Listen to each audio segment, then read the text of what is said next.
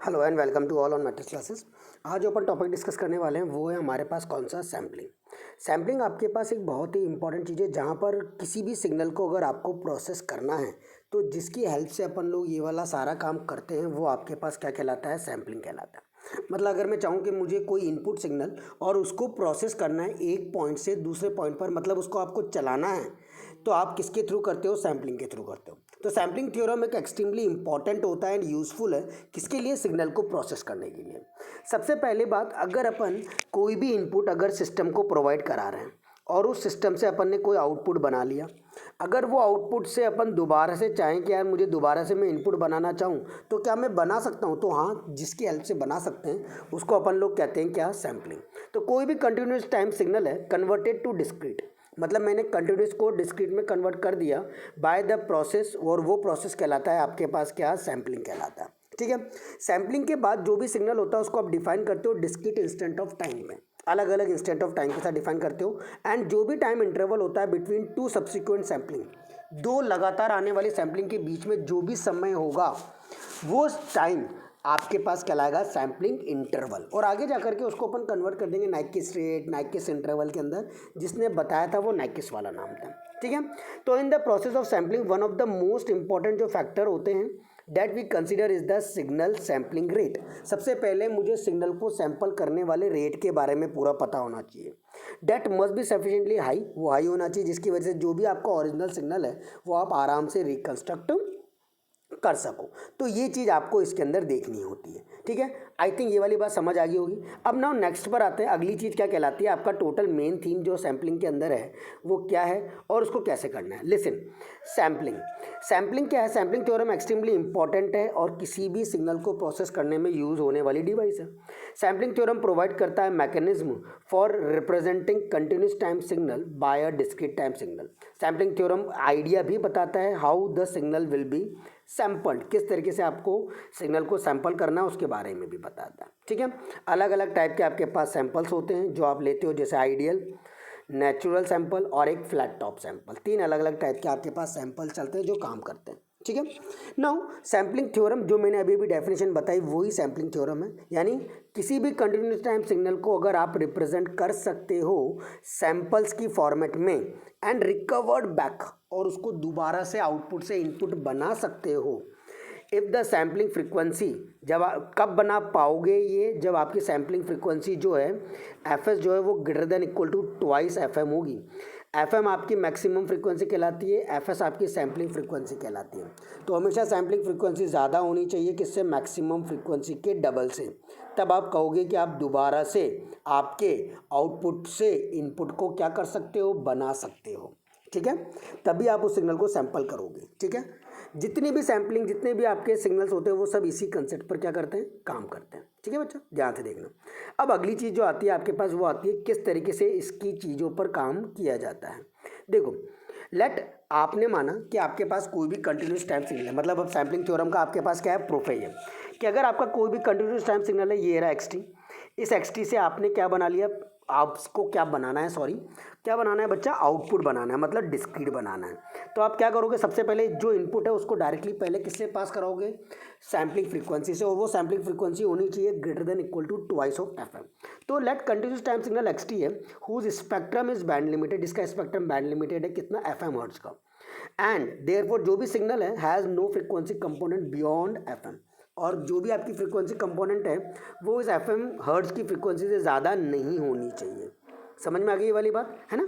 तो यानी आपकी फ्रीक्वेंसी अगर ये माइनस एफ एम से प्लस एफ एम में बाउंड हो गई तो आप कह दोगे कि आपने उसको एक डिफाइंड फ्रीक्वेंसी के साथ भेजा है, यानी अब आप उससे वापस से आउटपुट से इनपुट को रिकवर कर सकते हो।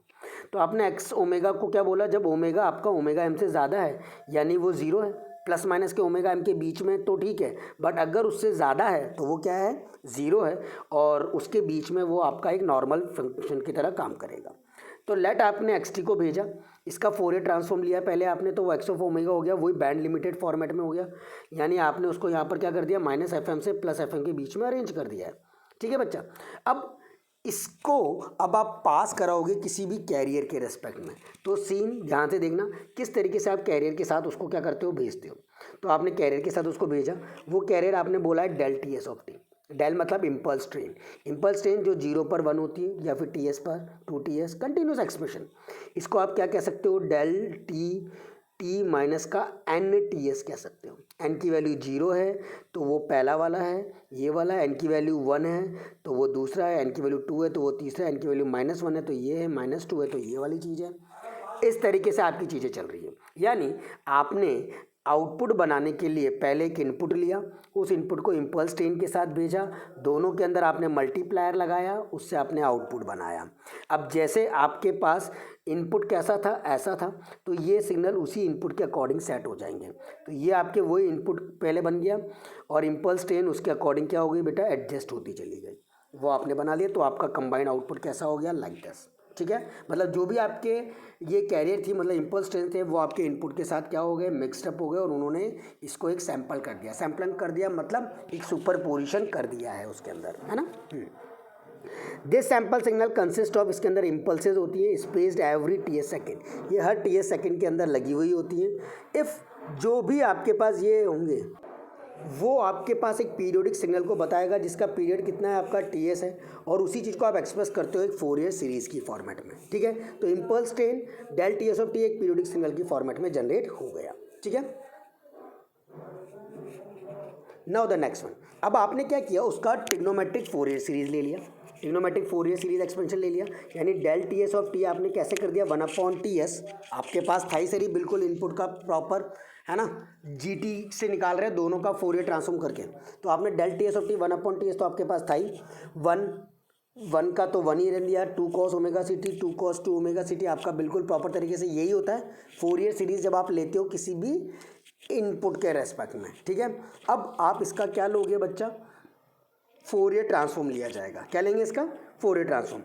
अब फोरियर ट्रांसफॉर्म को लेने के लिए आपको पता होगा कि कॉस का जो फोरियर ट्रांसफॉर्म लेते हैं वो कैसे लेते हैं। कॉस को आप कन्वर्ट करते हो e⁻j omega CT plus e⁻ -j omega CT के अंदर कन्वर्ट करते हो, और कन्वर्ट करने के बाद ये रहा, है ना, उसका फोरियर लेते हो तो e⁻j ओमेगा CT का कितना होता है, x omega minus omega s, और x ओमेगा प्लस, आगे अगर x है तो x होगा और आगे अगर कुछ और है तो कुछ और होगा, क्योंकि आपने जो GT बनाया है वो कैसे बनाया है, XT मल्टीप्लाई बाय कितना, डेल TS ऑफ T के साथ बनाया है कि नहीं है। डेल TS ऑफ किसके साथ बनाया है, T के साथ। यानी आप x से मल्टीप्लाई कर रहे हो इसको, इसलिए यहाँ पर x आया है। अगर यहाँ पे आप f लेते तो यहाँ f आ जाता।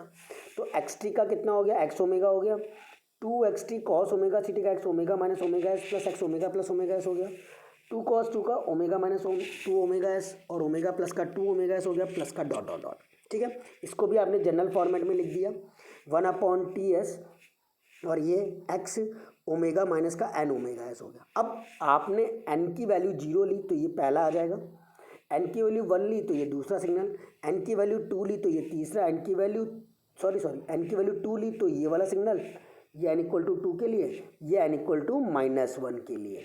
ठीक है, फिर ये n=-2 के लिए आपके पास जनरेट हो जाएगा। तो इस तरीके से आपका g ओमेगा आ गया। अब मैंने तुम्हें बता तो दिया कि इनपुट से आउटपुट बना लोगे और आउटपुट से दोबारा से इनपुट बना लोगे तो वो सैम्पलिंग का काम है।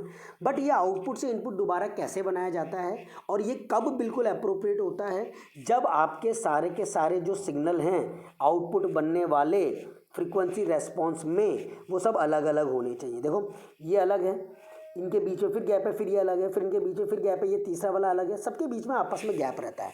ये गैप जो होता है ये बताता है कि आपकी जो सैम्पलिंग फ्रीक्वेंसी है वो ग्रेटर देन कितना है, 2FM है, तभी ये सब अलग अलग बन रहे हैं। अगर ये नहीं होता तो ये अलग अलग नहीं बनते। अब आप क्या करोगे बच्चा, इन सारे सिग्नल्स को लो पास फिल्टर से पास करा दोगे। लो पास फिल्टर क्या होता है, वो एक सिग्नल होता है जिसको स्क्वायर की फॉर्मेट में, इसको आप लोग कहते हो लो पास फिल्टर, जो लो फ्रीक्वेंसी को जाने देता है और हाई फ्रीक्वेंसी को क्या कर देता है, रोक देता है। तो ये लो फ्रीक्वेंसी मतलब इतने से सिग्नल को कैरी अप कर लेगा, इससे आप वापस से इनपुट वाला फंडा बना लोगे। मतलब जैसे आपने इसको इसमें से पास कराया, देखो ये वाली चीज़ बन जाएगी, है ना। फिर इससे आप इन्वर्स लेकर के ये इनपुट बना सकते हो। तो यही चीज़ मैं आप लोगों को यहाँ पर समझा रहा हूँ। आपने बनाया और आपका बन गया, तो वही चीज़ मैंने यहाँ पर भी लिख रखी है कि क्या, now if we reconstruct XT from GT we must be able to recover x omega. आप x ओमेगा बनाओगे जो आपको पहले पेज पर लिखा था, फ्रॉम किससे, g ओमेगा से। कैसे बनाओगे, उसको लो पास फिल्टर से पास करा दोगे, है ना। सक्सेसिव साइकिल्स जो है उनको हटाने की कोशिश करोगे क्योंकि कोई ओवरलैपिंग वैसे नहीं है। तो जैसे ही एफ एस की वैल्यू 2 FM से ज़्यादा हुई, यानी टाइम क्या होता है 1/f, यानी टी एस आपका 1/2 FM से कम हो गया। तो एफ एस की वैल्यू 2 FM से ज़्यादा है, जी ओमेगा के अंदर नॉन ओवरलैपिंग रिपीटेशंस हैं। आपने देखा कि कोई रिपीटेशन, कोई ओवरलैप नहीं हो रहा, कोई एक दूसरे के पास भी नहीं आ रहा और टकरा भी नहीं रहा है, सब अलग अलग सिग्नल्स हैं आउटपुट के अंदर जी ओमेगा वाले कर्व में। तो आप आराम से इसको लो पास फिल्टर से पास करा दोगे और फिर वो लो पास फिल्टर से पास करा के आप रिकवर कर सकते हो, ठीक है। नाउ द नेक्स्ट चीज़ आती है, वो आता है जो अभी मैंने आपको बोला, नाइक्विस्ट रेट और नाइक्विस्ट इंटरवल। अब नाइक्विस्ट रेट और नाइक्विस्ट इंटरवल क्या चीज़ है? देखो बेटा, व्हेन जब sampling rate become exactly equal, जब सैम्पलिंग रेट एग्जैक्टली बराबर हो जाएगी, equal to FM samples per second, then it is called Nyquist rate. इसको आप क्या कहते हो? नाइक्विस्ट रेट कहते हो। ये मिनिमम सैम्पलिंग रेट कहलाती है, यानी FS कितना हो गया? 2FM हो गया, ठीक है। जो भी मैक्सिमम सैम्पलिंग इंटरवल होता है वो आपका नाइक्विस्ट इंटरवल कहलाता है। इंटरवल मतलब टी मतलब टी एस इक्वल टू 1/, में कितना हो गया? 2FM, यानी T S equal to 1/FS होता है, तो 1/2FM हो गया। ये इसके ऊपर न्यूमेरिकल भी हैं, वो न्यूमेरिकल मैं अभी कराऊंगा थोड़ी देर में। तो यही बात कहने की कि अभी आपका FS जो है, मैंने आपको बोल दिया था रिकवर करने के लिए FS greater than equal to 2FM होता है ना, 2FM होता है। तो यहाँ अगर इक्वल हो जाएगा तो वो नाइक्विस्ट क्या बन जाएगा? रेट बन जाएगा, और टाइम के रेस्पेक्ट नाइक्विस्ट इंटरवल बन जाएगा। जब किसी continuous time band limited signal को आप सैंपल करोगे नाइक्विस्ट रेट के साथ, तो जो भी सैम्पलिंग स्पेक्ट्रम होगा वो उसके अंदर नॉन ओवरलैपिंग होगा। देखो नॉन ओवरलैपिंग है, इसके अंदर भी नॉन ओवरलैपिंग है, यहाँ पर इक्वल हो चुका है बिल्कुल, इसलिए सारे सिग्नल बराबर बराबर आ रहे हैं। देखो पहला वाला सिग्नल यहीं पर और यहीं से दूसरा वाला शुरू हुआ, जबकि पिछला वाला ग्रेटर देन था तो वो अलग अलग सिग्नल थे, है ना। यहाँ पर सब क्या हो रहे हैं? एक दूसरे से चिपक रहे हैं, ठीक है। तो इसको भी आप लो पास फिल्टर से पास करा करके वापस से आपका इनपुट बना सकते हो, ऐसे ही प्रीवियस वाले को भी बना सकते हो। अब इसके रेस्पेक्ट में आपके पास जो न्यूमेरिकल आते हैं वो अभी न्यूमेरिकल में कराऊंगा, तो देखना ध्यान से न्यूमेरिकल कैसे होते हैं और किस तरीके से करने हैं, ठीक है। Now see the numerical. एक एनालॉग सिग्नल है जिसको आपने एक्सप्रेस किया x equal to 2 cos 50πt plus 10 sin 300πt minus का cos 100πt। इसके अंदर आपको नाइक्विस्ट रेट निकालना है किसका? सिग्नल का। अब सबसे पहले आपके पास 3 फ्रिक्वेंसीज हैं, इसको डायरेक्ट करने का तरीका है बेटा, ध्यान से देखना। ये ω1t, ये ω2t, ये ω3t करके मान लेना। सबसे पहले आपने ω1t माना, ω1t माना 50πt, यानी ω1 कितना हो गया आपका? 50π, ठीक है। पहले वाले को, ये पहले वाले को सिग्नल को यहाँ पर बनाया और ओमेगा को लिखा 2πf1 और ये 50π, यानी पाई से पाई कैंसिल आउट हो गया आपका, और f1 की वैल्यू आ गई कितनी? 25 वॉट्स पहला। सिमिलरली ये दूसरे वाले का किया, ω2t आपका 300πt किया, ω2 कितना हो गया? 300π, टी से टी कटने के बाद 2πf2 आपका 300π, पाई से पाई फिर कैंसिल, f2 आपके पास आ गया कितना? 150π। सिमिलरली आपने तीसरा वाला बनाया 100πt, ω3t equal to 100πt के बराबर किया, 2πft3 इक्वल टू 1000πt हो गया। यहाँ से आपने f3 निकाला। अब इन तीनों में से सबसे मैक्सिमम कौन है? ऑब्वियस सी बात है, सबसे बड़ी फ्रिक्वेंसी कौन है? ये आपके पास बन जाएगा क्या? f(m) बन जाएगा। क्या बन जाएगा? ये f(m) बन जाएगा। अब आप फॉर्मूला लगाओगे fs इक्वल्स टू 2fm, वो आपने लगा दिया। fs इक्वल्स टू 2fm जैसे आपने यहाँ पर अप्लाई किया 2 और fm मतलब 150, तो आपका कितना आ जाएगा? 200। ये बन गया आपका नाइक्विस्ट रेट। क्या आ गया? ये आपका नाइक्विस्ट रेट। इसी क्वेश्चन में अगर वो पूछता नाइक्विस्ट इंटरवल बताओ, तो आप क्या कर देते? 1/300 कर देते, तो वो नाइक्विस्ट इंटरवल बन जाता, जो कि आपका TS कहलाता, है ना। समझ में आ गई बात? Is it clear? बिल्कुल आसान सा है। ω1t, ω2t और ω3t के बराबर करके आप आराम से इस न्यूमेरिकल को सॉल्व कर सकते हो। एक और न्यूमेरिकल देखते हैं, बहुत ध्यान से देखना कैसे करना है। नेक्स्ट न्यूमेरिकल है आपके पास लाइक दिस। अब इस न्यूमेरिकल के अंदर क्या कह रहा है? Listen carefully. Find the Nyquist rate and Nyquist interval for the signal xt 1/2π cos 4000πt cos 1000πt। अब आपने क्या किया? यहाँ पर तो दोनों अलग अलग नहीं है, पिछले वाले क्वेश्चन में तो पूरा एक्सप्रेशन अलग था। आपके पास एक को एक्सप्रेशन दे रखा था क्या? 2 cos 50πt और 10 sin 300πt।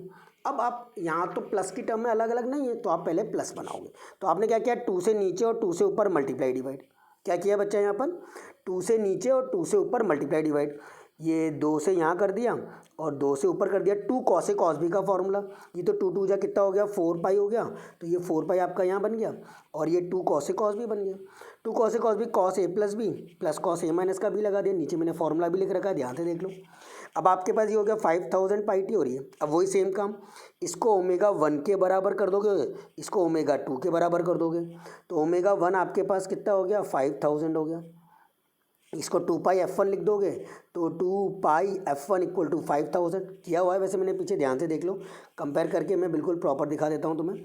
तो आपने इसको 2 ओमेगा 1 टी 5000 पाई टी कर दिया और फिर 2 पाई F2 टी, ये आपके पास कितना हो गया बच्चा 3000 आ गया।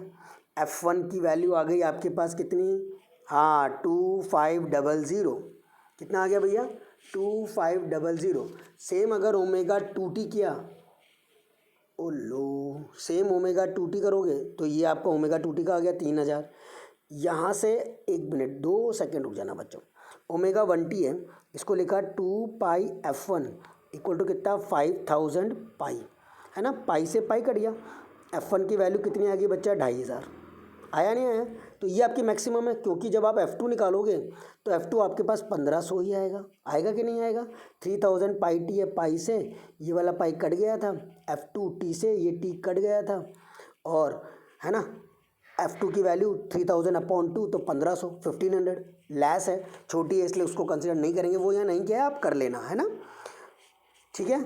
और फिर वही F1 आ गया, F1 को वही मैक्सिमम फ्रीक्वेंसी हो गई है आपके पास, तो आप डायरेक्टली आप कर दो FM इक्वल्स टू ये हो गया 2 इंटू 2500, 5000 आ गया आपके पास, यानी 5 किलो हर्ट्ज। नाइकेस इंटरवल निकालना है तो TS equals to 1/2 FM, 2 into 2500 कर दिया, आपका ये वाला सिस्टम आ गया है, ठीक है। एक क्वेश्चन मैं अभी दूंगा तुम लोगों को ताकि तुम लोग आराम से उस चीज़ को कर पाओगे, ओके। चलो नेक्स्ट पर आते हैं और अगला क्या कह रहा है उसको देखते हैं ध्यान से, है ना। नेक्स्ट चीज़ है आपकी रिकंस्ट्रक्शन फ़िल्टर। रिकंस्ट्रक्शन फ़िल्टर वही सेम जो मैं अभी थोड़ी देर पहले बता रहा था, वही चीज़ है। जो भी लो पास फिल्टर इसको आप यूज़ करते हो रिकवर करने के लिए ओरिजिनल सिग्नल को सैंपल्स के साथ, उसको रिकंस्ट्रक्शन और इंटरपोलेशन फ़िल्टर कहा जाता है। The low pass filter is that type of filter, ये उस तरीके का फिल्टर है जो पास करता है ओनली लो फ्रिक्वेंसीज को, बाकी सारी फ्रिक्वेंसीज को हटा देता है ना। स्पेसिफाइड कट ऑफ फ्रिक्वेंसीज होती है, रिजेक्ट कर देता है अदर फ्रिक्वेंसीज को अबव कट ऑफ, उस कट ऑफ के आगे वाली। अबव कट ऑफ मतलब ये आपकी कट ऑफ फ्रिक्वेंसीज कहलाती है।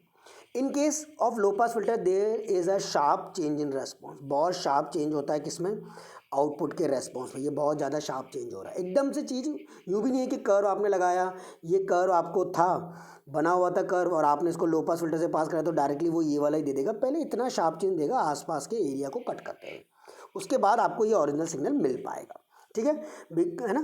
तो इसी तरीके से आप इसको लो पास फिल्टर को देखते हो और काम करते हो। तो जो भी आपकी cut off frequency that is amplitude response become suddenly zero at cut off frequency, जो कि प्रैक्टिकली पॉसिबल नहीं है। इसीलिए ideal low pass filter is not physically realizable, इसलिए आप उसको एकदम फिजिकली रियलाइजेबल फॉर्मेट में नहीं ले सकते। In place of ideal low pass filter we use practical filter. आप क्या यूज़ करते हो, प्रैक्टिकल फिल्टर।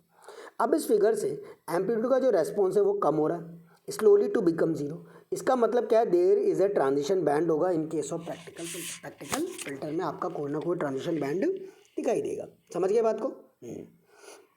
अब आता है नेक्स्ट, ये किस तरीके से ये चीज़ परफॉर्म होती है। देखो बेटा ध्यान से, आपका आउटपुट ये था, आपने क्या किया, इसके सैंपल्स बना लिए, इससे आपने क्या बना लिया, सैंपल्स बना लिए अलग अलग। इस सैंपल्स को आपने लो पास फिल्टर से क्या किया, पास कराया लाइक दिस, ये पूरा का पूरा ऊपर से लो पास फिल्टर से पास करा दिया।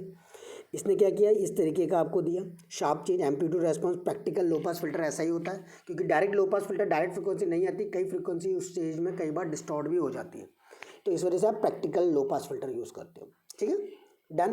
तो ये आपका क्या बन जाएगा, बाकी सब रिजेक्ट हो जाएंगे, ये सब हट जाएंगे इधर वाले, और सिर्फ ये सिग्नल रह जाएगा। अब सिग्नल को रिकंस्ट्रक्ट कैसे किया जाता है, इंटरपोलेशन फॉर्मूला क्या होता है वो अपन डिस्कस करेंगे, ध्यान से देखना। ऐसा process, the process of reconstructing a continuous time signal from its samples, अभी बताई थी थोड़ी देर पहले डेफिनेशन, वही डेफिनेशन है कि ऐसा प्रोसेस जिसके अंदर रिकंस्ट्रक्ट कर लेते हो आप अपना ओरिजिनल सिग्नल, किससे, आउटपुट से, उसको आप इंटरपोलेशन कहते हो। एक्सप्रेशन वो का वही है जो आपने सबसे पहले देखा था, GT equal to XT multiply by del TS। वही GT को निकाल लिया सैंपल्स के साथ तोड़ करके, जो पहले निकाला था वही। अब आपको रिकवर करना है, टू रिकवर XT और X omega the sample signal must be pass through, उसको आप आइडियल लो पास फिल्टर से पास कराओगे। Of bandwidth of FM hertz, उसकी बैंडविथ FM हर्ट्ज पर होगी। गेन आपका कितना होगा, TS होगा उस केस में, ठीक है। ये सब चीज़ें पुरानी वाली बातें हैं जो अपन यहाँ पर चल रही है और उसी के रेस्पेक्ट में अपन यहाँ पर काम कर रहे हैं, है ना। नाउ आपने क्या किया, रिकंस्ट्रक्शन किया इंटरपोलेशन फिल्टर का। अब आपको पता है कि आप अभी तक रेक्टेंगुलर फंक्शन यूज़ कर रहे हो, और रेक्टेंगुलर फंक्शन मैंने फोरियर ट्रांसफॉर्म में आप लोगों को पढ़ाया था। क्या H of omega, T S तो आपका इंटरवल है, मतलब मैक्सिमम एम्पलीट्यूड है, और रेक्टेंगुलर ओमेगा अपॉन टॉर्क किया था। वो टॉर्क क्या थी, फ्रीक्वेंसी थी। तो वो कितनी हो जाएगी, 2πfm, और माइनस का 2π तो 4πfm। याद आ गया ना सब। वही यहाँ पर अपन ने फंक्शन तैयार कर लिया रेक्टेंगुलर के साथ। अब एच टी आप निकालोगे तो उसका इन्वर्स लेना पड़ेगा। तो एफ इन्वर्स कितना, टी एस, रेक्टेंगुलर कर दिया टी एस। अब आप जानते हो रेक्टेंगुलर फंक्शन का जब आपने फोरियर ट्रांसफॉर्म निकाला था तो वो कितना आया था, सिंक फंक्शन आया था। याद करो, इस तरीके का फिगर आया था, और आपने लिखा था उसको साइन सी 2πfmt। वही आपने यहाँ पर लिख दिया। ये आपका कितना है, टी एस है। तो ये हो गया 2fm/ts साइन सी 2πfm इंटू कितना टी। डन, ये बात समझ आ गई। अब आप एक चीज़ आप जानते हो, टी एस 1/2fm होता है, तो 2fm/ts कितना 1, तो 2fm और ये टी इसको 1 लिख दोगे। तो ये रहा 2fm और ये टी एस को क्या लिख दिया, 1 लिख दिया। यहाँ भी चाहो तो अगर टी की जगह टी एस हो तो कर सकते हो, अदरवाइज आपका एच टी आ जाएगा साइन सी 2πfm, और ये कितना टी, उसकी जगह पूरा 1 लिख दिया। सैंपल आपके टूटते ही हैं, ये बताया था मैंने, माइनस का 1/2fm से 1/2fm तक आपका आ जाता है। सैंपल सिग्नल बनाना है जीटी, तो इनपुट के साथ साथ इस पूरे को मिक्स कर दो। इनपुट आपका ये था, डॉटेड डॉटेड डॉटेड सैंपल आपने मिला लिया, रिकंस्ट्रक्शन फिल्टर, और आपका क्या बन गया, एक इंटरपोलेशन फिल्टर तैयार हो गया। डन। नाउ अब इस इंटरपोलेशन फिल्टर के अंदर आप एक इक्वेशन बनाने की कोशिश करोगे। तो इक्वेशन कैसे बनेगी उसको ध्यान से देखना। आपने बनाया एच टी को 0 ऑल नाइकेस्ट सम के साथ। ये क्या है आपका, नाइकेस्ट सम के साथ। इंस्टेंट कितना है, प्लस माइनस का n/2fm, एक्सेप्ट एट t = 0 के अलावा। Now when sample signal GT को आपने अप्लाई किया किसके ऊपर, at the input, this filter output will be XT. अब आपने इसको क्या किया, अप्लाई कर दिया इनपुट के ऊपर, तो आपको इनपुट एक्सटी मिल गया। जितने भी सैंपल थे जीटी के वो इम्पल्स के साथ हैं। किसके साथ है, इम्पल्स फंक्शन के साथ प्रोड्यूस कर रहे हैं सिंक फंक्शन यानी साइन पल्स, जिसकी हाइट किसके बराबर है, स्ट्रेंथ ऑफ सैंपल के सैंपल की स्ट्रेंथ कितनी, मतलब मैक्सिमम कितना जा रहा है उसके बराबर है। जो भी इंस्टेंट होता है उसके अंदर जो kth सैंपल होते हैं इनपुट के, उसको आपने कर दिया जी टी = x KTS, और डेल टी माइनस का KTS, एन की जगह है ना के लगा दिया है। जो भी फिल्टर है, output of this function x T कितना बचेगा, summation x = KTS H T minus का कितना KTS, एक्स KTS एच वाले की जगह उसका फंक्शन रख दिया साइन सी 2πfm, और टी की जगह टी माइनस का KTS कर दिया। क्या कर दिया, टी की जगह ये टी माइनस का KTS कर दिया, सिर्फ उतना सा चेंज किया। बाकी अब आप ये 2πfm को अंदर भेज दो, ये आपका क्या बनेगा, इंटरपोलेशन फॉर्मूला। डन। तो ये इंटरपोलेशन फॉर्मूला आपका यहाँ पर तैयार हो गया है। Now the next one, aliasing. Aliasing, effect of aliasing. Aliasing कब होता है और किस तरीके से होता है। बेटा अगर बाई चांस मैंने सैम्पलिंग फ्रिक्वेंसी मेरी 2fm से कम हो गई, क्या कह रहा हूँ, जब मेरी सैम्पलिंग फ्रिक्वेंसी 2fm से कम हो गई तो आपके सैंपल्स एक दूसरे के अंदर ओवरलैप हो जाएंगे, और अगर वो एक दूसरे में ओवरलैप हो गए तो आप उससे इनपुट नहीं बना पाओगे, क्योंकि जैसे ये आउटपुट आ रहा है ये इस तरीके का आउटपुट आपको आने लगेगा। ये जो चीज़ है ये कहलाता है आपका क्या, अलाइजिंग। अब अगर आपने इसको लो पास फिल्टर से पास भी करा दिया तो बेटा इतना तो ख़राब हो जाएगा ना, इससे चिपक के ख़राब हो जाएगा। तो इसीलिए अलाइजिंग फिनोमिना बताया गया कि कब हमेशा आपको अलाइजिंग को क्या करना है, रिमूव करना है, अगर आपको इनपुट को दोबारा से क्या करना है रिकंस्ट्रक्ट करना है तो। ठीक है, तो क्या होता है, किस तरीके से आप इनपुट करते हो। देखो, जब किसी continuous time band limited signal को सैंपल किया कितनी रेट से, लोअर देन नाइक्विस्ट रेट से। आपने नाइक्विस्ट रेट से कम लिया, मतलब एफ एस की वैल्यू 2fm से कम ले ली, तो जो भी सक्सेसिव साइकिल्स होंगी सैंपल सिग्नल की वो ओवरलैप हो जाएंगी किसमें, एक दूसरे में। कैसे होंगी देखना दे ध्यान से, वो मैंने यहाँ पर दिखा भी रखा है, लिसन देखो ये रहा। तो ये आपके पास क्या होंगे, ओवरलैप होने लगी एक दूसरे में। ये जो चीज़ है ये कहलाती है aliasing. Since signal is under sampled, ये कब होता है, जब एफ एस की वैल्यू 2fm से कम हो जाती है, जब आप स्टार्टिंग में ही आपके सिग्नल को लो पास फिल्टर से पास नहीं कराते तो आपकी कैसी भी कंडीशन आ सकती है। हो सकता है ग्रेटर देन, हो सकता है इक्वल टू, हो सकता है लेस देन। तो जब लेस देन आ जाएगा तो उससे आप इनपुट कभी भी नहीं बना पाओगे, इसीलिए वो चीज़ यहाँ पर बताई गई किसकी फिनोमिना से, अलाइजिंग के। सिंस जो सिग्नल थे अंडर सैम्पल थे इस केस में, यानी एफ एस 2fm से कम है, एंड सम अमाउंट में अलाइजिंग आपकी प्रोड्यूस हो गई in the under sampling process. अब अलाइजिंग क्या है, अलाइजिंग वो फिनोमिना है जिसके अंदर हाई फ्रीक्वेंसी कंपोनेंट जो होते हैं फ्रीक्वेंसी स्पेक्ट्रम के of the signal take identity of lower frequency component. वो लोअर फ्रिक्वेंसी कंपोनेंट की आइडेंटिटी को ले लेगा in the spectrum of sample signal के साथ। क्या कहने का मतलब है कि जो फिनोमिना जिसके अंदर हाई फ्रिक्वेंसी कंपोनेंट जो है फ्रीक्वेंसी स्पेक्ट्रम के सिग्नल में, उसको आप लो फ्रीक्वेंसी के साथ ले लेते हो और स्पेक्ट्रम को सैंपल सिग्नल के साथ यूज़ करते हो। अब फ्रॉम फिगर आपको ये पता लग गया कि बिकॉज ऑफ ओवरलैपिंग, ये क्या है, because of overlapping due to aliasing phenomena it is not possible to recover original signal x t. अब आप एक्सटी को रिकवर नहीं कर पाओगे, किससे, सैंपल सिग्नल जीटी से। ये क्या है, आपका सैंपल सिग्नल है, कौन सा, जीटी से आप रिकवर नहीं कर पाओगे, दैट इज जी ऑफ कितना, टी। इससे आप रिकवर नहीं कर पाओगे बाय किससे, फिल्टरिंग के, फिल्टरिंग प्रोसेस, लो पास फिल्टरिंग। ये क्या है आपका, लो पास फिल्टरिंग, लो पास फिल्टरिंग। इस लो पास फिल्टरिंग से आप इनपुट नहीं बना पाओगे। तो जो भी स्पेक्ट्रल कंपोनेंट होते हैं वो ओवरलैप रीजन के अंदर ऐड हो जाएंगे और सिग्नल क्या हो जाएगा, खराब हो जाएगा, डिस्टॉर्ट हो जाएगा, है ना। Any information signal containing large number of frequencies, अगर आपके पास बहुत ज़्यादा फ्रीक्वेंसीज हैं, so decide sampling frequency is always a problem. तो इसके अंदर एक सैम्पलिंग फ्रीक्वेंसी को ऑब्जर्व कर पाना हमेशा एक बहुत बड़ी प्रॉब्लम कहलाएगी। जो भी सिग्नल होता है उसको इसीलिए कहते हैं कि जो भी सिग्नल होता है, जो भी इनपुट होता है, उसको पहले से लो पास फिल्टर से पास करा दो। जितनी फ्रीक्वेंसी देनी है आप उसको उतनी फ्रीक्वेंसी दे दो और उसी के अकॉर्डिंग आउटपुट बना लो, ताकि आउटपुट से दोबारा इनपुट बनाने में दिक्कत ना आए। ठीक है, लो पास फिल्टर क्या कर देता है, ब्लॉक कर देता है उन हायर फ्रिक्वेंसीज़ को जो आपको नहीं चाहिए, है ना। अपन क्या करते हैं, किसी भी साइज़ को लेकर के ही तो चीज़ों को भेजते हैं। जैसे कोई फॉर्म भरना है, कोई चीज़ भरनी है, तो उसके अंदर आप क्या करते हो, आपको स्पेसिफाइड होता है कि 4 MB का आपका फ़ोटो होना चाहिए, 2 MB का होना चाहिए। अगर आपने ज़्यादा लिया तो वो नहीं एक्सेप्ट करता। क्यों नहीं करता, क्योंकि उसके अंदर पावर ही नहीं है, मतलब वहाँ पर उनकी लिमिट करके दे दिया है ताकि उनकी स्पेस बची रहे। दिस प्रोसेस को कहते हो band limited of original signal. यानी लो पास फिल्टर आपका एक तरीके से क्या है, प्रिलाइज फिल्टर है, बिकॉज इट प्रिवेंट अलाइजिंग, क्योंकि अलाइजिंग से क्या करता है, बचाता है। ठीक है, नाउ अब आप इसी के रेस्पेक्ट में आपने पहले न्यूमेरिकल देखे और काम करें। अब यही चीज़ आपकी आगे की तरफ काम आएंगी सिग्नल को प्रोसेस करने में। तो अगर आपके पास कभी कभी आ जाए प्रिलाइज फिल्टर क्या है, तो उसको आप इस तरीके से बता सकते हो कि अलाइजिंग के इफेक्ट को बचाने के लिए जिस चीज़ की ज़रूरत होती है वो प्रिलाइज फिल्टर होता है, उसको स्टार्टिंग में इनपुट के साथ भेज दिया जाता है। ओके बच्चों, चलो यहाँ तक का बहुत अच्छे से करो, कोई डाउट आए तो अपन डिस्कस करेंगे।